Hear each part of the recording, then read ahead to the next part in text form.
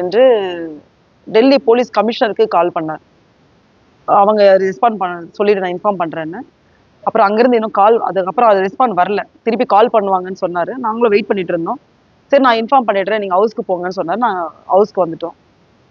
இதுல என்ன விஷயம்னா, டெல்லியில காலையில பகல்ல ஒரு மிகப்பெரிய உயரிய பாதுகாப்பு உள்ள இடம் தான் இந்த தூதரகம் அமைந்திருக்கின்ற இடம்.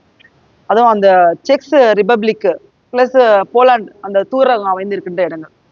அதிகப்படியான சர்வேலன்ஸ் கேமரா இருக்குது அங்க. ஆனா அந்த இடத்துல ஒரு போலீஸ் அதிகாரி கூட ஒரு ரோந்துல கூட எங்கேயுமே பார்க்க முடியல. எங்கேயுமே நான் பார்த்த அந்த பெட்ரோல் வண்டி கூட எங்கன்னு பாத்தீங்கன்னா, அந்தமான் நிக்கோபார் அந்த guest house, UP guest house தமிழ்நாடுக்கு முன்னாடி இருந்துச்சு. அந்த இடத்துல தான் நான் பார்த்தேன். ஸோ மிக உயரிய பாதுகாப்பான இடம். காலை வேளையில ஒரு பெண் நாடாளுமன்ற உறுப்பினருக்கே பாதுகாப்பு இல்லை. ஒரு திருடன் காலையில சர்வசாதாரணமா திருடிட்டு அதுவும் பொறுமையா நடந்து போனதுதான் உச்சகட்ட ஷாக்கா இருந்தது. நிக்கோபார் அந்த guest house, UP guest house தமிழ்நாடுக்கு முன்னாடி இருந்துச்சு. அந்த இடத்துல தான் நான் பார்த்தேன். ஸோ மிக உயரிய பாதுகாப்பான இடம்.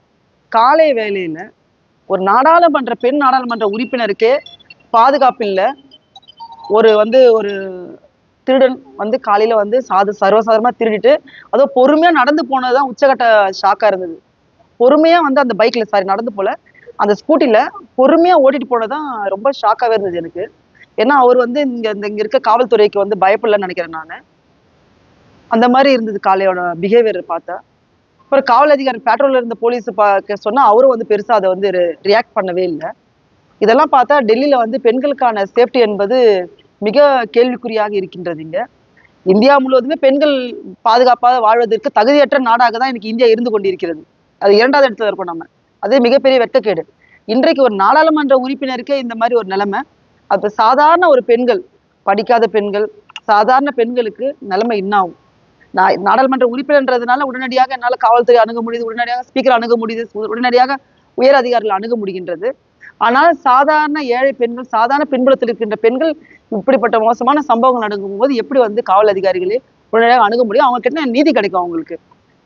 பேட்டி பச்சாவோ பேட்டி படாவோங்கிறாரு. பெண்களுக்கான பாதுகாப்பு, பெண்களுக்கான கல்விங்கிறாரு. எல்லாமே அவர் பேசுறது வாயோட தான் இருக்குது, பேப்பரோட தான் இருக்கு. எது செயல்ல பார்த்தா ஒண்ணுமே கிடையாது. ஒவ்வொரு நிமிடமும், ஒவ்வொரு நொடியும், ஒவ்வொரு மணித்துளியும் ஏதோ ஒரு இடத்துல பெண்கள் பாலியல் ரீதியாக குற்றங்களை அவங்களுக்கு எதிரான வன்முறைகள் அனுபவிச்சுட்டு தான் இருக்கிறாங்க. இன்றைக்கு பார்த்தா இந்த திருட்டு குற்றம்.